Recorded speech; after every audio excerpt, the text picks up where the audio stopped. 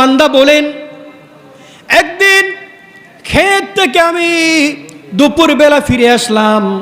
আসার পরে বাসাতে খাওয়া দাওয়ার পরে দেখলাম আকাশের মধ্যে মেঘ জমেছে।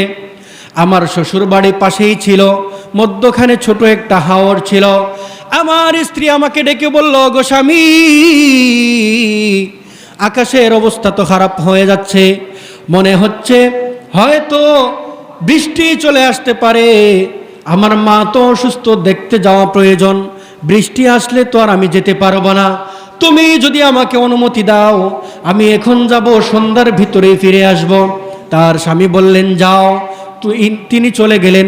চলে যাওয়ার তাবলীগের সাথী বর্ণনা করেন, কিছু মুহূর্তের মধ্যে এমন প্রলয়ঙ্কারী ঘূর্ণিঝড় শুরু হলো, সিডর শুরু হলো যে হু হু করে বাতাস আর পানি আসা শুরু হলো। আমরা চিন্তায় পড়ে গেলাম। এই সময়ের ভিতরে আমার স্ত্রী তো তার বাড়িতে পৌঁছে যাওয়ার কথা না। আমার বাচ্চারা কান্নাকাটি, আমার 3টা সন্তান ছিল, সবাই কান্নাকাটি শুরু করে দিল, আমাদের মা কোথায়? আমি বললাম, সান্ত্বনা দিলাম, তোমরা চিন্তা করবা না, তোমার মা কোনোভাবে হয়তো পৌঁছে গিয়েছে। আমার কাছে মোবাইল নাই, ফোন করার কোনো সিস্টেম নাই, কোনো যোগাযোগ করতে পারলাম না। এমত অবস্থায় সন্ধ্যা হয়ে গিয়েছে, এখনো আমার স্ত্রীও ফিরে নাই। ঘূর্ণিঝড়ের অবস্থাটা আরো খারাপ পর্যায়ে চলে গিয়েছে।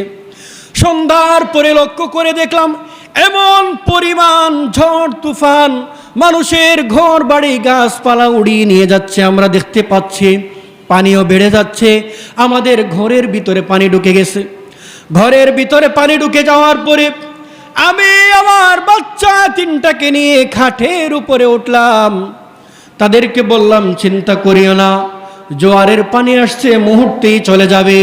খাটের উপরে উঠলাম, তারা শুধু বলে, ওগো বাবা, আমরা দেখতে পাচ্ছি আমাদের চোখের সামনে মানুষের ঘর বাড়ি গাছপালা পশু পাখি এমনকি মানুষকেও উড়াইয়া নিয়ে যাচ্ছে। আমাদের মা এখানে নেই, আপনি কি আমাদেরকে ছেড়ে চলে যাবেন? বাবা বললেন, না, যাব না। সন্তানরা তাদের বাবাকে জড়িয়ে ধরে বলে, বাবা, মাও আমাদের পাশে নাই, মা থাকলে কোনোভাবেই আমাদেরকে রেখে চলে যেত না। আজকে বিপদের মুহূর্তে মা নাই, কোনোভাবেই আপনি আমাদেরকে একা রেখে যাবেন না। তাবলীগের সাথী বলেন, বাচ্চাদের কথা বলতে বলতে বলা অবস্থায় আমার খাটের উপর পর্যন্ত পানি চলে আসে। মুহূর্তের মধ্যেই পানি খাটের উপরে চলে আসে। আমি বাচ্চাদেরকে নিয়ে একটা মাছাং ছিল, মাছাঙের উপরে উঠলাম। তারপরে কিছুক্ষণের ভিতরে পানি কিন্তু মাছাঙের উপরে উঠে গেছে। টিনের ঘর ছিল, বাচ্চাদেরকে নিয়ে আমি চালের উপরে উঠলাম। চালের উপরে ওঠার পরে আমরা সব দৃশ্য দেখতে পেলাম। কত মানুষ হাউমাউ করে চিৎকার করে আর পানির তুড়ে ভেসে যায়। অসংখ্য মানুষ ভেসে যাচ্ছে। এই অবস্থা দেখে আমার সন্তানেরা আমাকে জড়িয়ে ধরে বলে, বাবা, আমাদের মা আজকে আমাদের পাশে নাই, কত মায়ের সন্তান ভেসে যায়, আপনি আমাদেরকে ছেড়ে যাবেন না, বাসিয়ে দিবেন না, যেভাবেই হোক আমাদেরকে সাথে রাখবেন। সন্তানদের কান্না দেখে আমি ঠিক থাকতে পারি না, আমি তাদেরকে জড়িয়ে ধরলাম। এমন সময় লক্ষ্য করে দেখলাম চালের উপরেও পানি উঠে গেছে। মুহূর্তের মধ্যে পানি হাঁটু পর্যন্ত চলে আসলো। তারপরে পানি আস্তে আস্তে আমাদেরকে ডুবিয়ে দিবে। ঠিক ওই সময় পানির একটা তোড় আসলো। হুজুর, আমার একটি মাত্র ছেলে ছিল, পানির তোড়ে আমি বাবার চোখের সামনে, বোনদের চোখের সামনে আমার ছেলেটা অজানায় ভেসে গেল। আমি কিয়ামতের মাঠের অবস্থা কেমন হয় লক্ষ্য করলাম। কিয়ামতের মাঠে মানুষ কেমন অসহায় হয়ে পড়ে আমি বুঝতে পারলাম।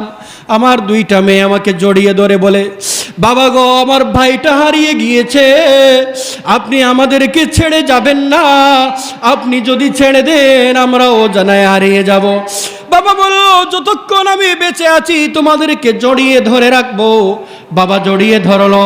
এক পর্যায়ে পানি মাথার উপরে চলে গেল। বাবা তার 2টা মেয়েকে বলল, তোমরা আমাকে জড়িয়ে ধরো, যতক্ষণ পারি সাঁতরাবো, যদি কোনো কিছু পাই উদ্ধার হব, না পাইলে কিছু করার নাই। সন্তানরা বলল, গো বাবা, আপনি আমাদেরকে উদ্ধার করবেন, রক্ষা করবেন, সাথে রাখবেন।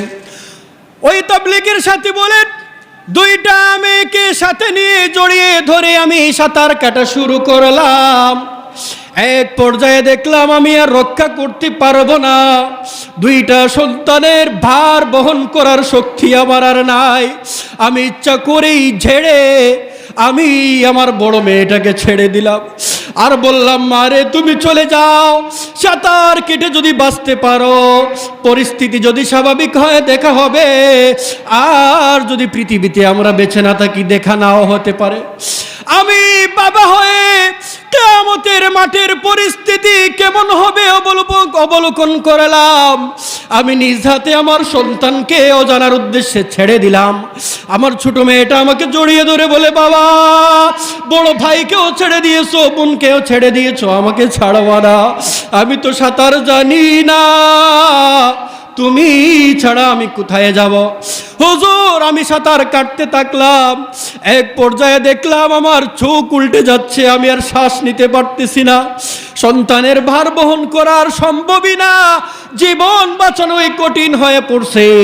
আমি আমার মেয়েকে বললাম, আমাকে ছেড়ে দাও, আমাকে ছেড়ে দাও, আমাকে বাঁচতে দাও, আমি বাঁচতে চাই, তুমি চলে যাও। মেয়েটা আরো জড়িয়ে ধরে এক পর্যায়ে মেয়েটা যখন আমাকে ছাড়ে না, আমি মেয়ের হাতের মধ্যে কামড় দিয়েছি, কামড় দিয়ে মেয়ের হাতটা ছাড়িয়ে অজানার উদ্দেশ্যে ছেড়ে দিয়েছি।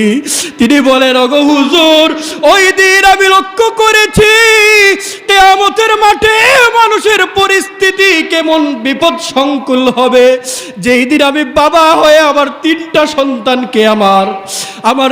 সন্তানকে আমার নিজ চোখের সামনে আমি হারিয়ে ফেললাম। পরিস্থিতি স্বাভাবিক হওয়ার পরে কোনোভাবে আমি বেঁচে গেলাম। জানতে পারলাম ওই দিনের তীব্র বাতাসে আমার স্ত্রীও কোথায় জানি হারিয়ে গেছে। আগো হুজুর, আমি ওই দিন বুঝতে পারলাম কিয়ামতের মাঠে মানুষ কিভাবে সবাইকে হারিয়ে অসহায় হয়ে পড়বে। আমার মুসলমান বন্ধুগণ, ওই কিয়ামতের মাঠের অসহায় পরিস্থিতি থেকে বাঁচতে হলে আল্লাহ বলেন ওই দিন শ্রেষ্ঠ বানিয়ে দিব, তাকওয়া অর্জন করো।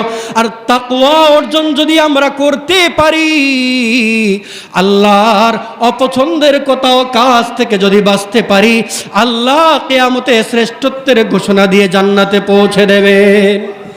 আল্লাহ পাক রব্বুল আলামিন আমাদের প্রত্যেককে তাকওয়াবান বানিয়ে জান্নাত পর্যন্ত পৌঁছার তৌফিক দান করুন।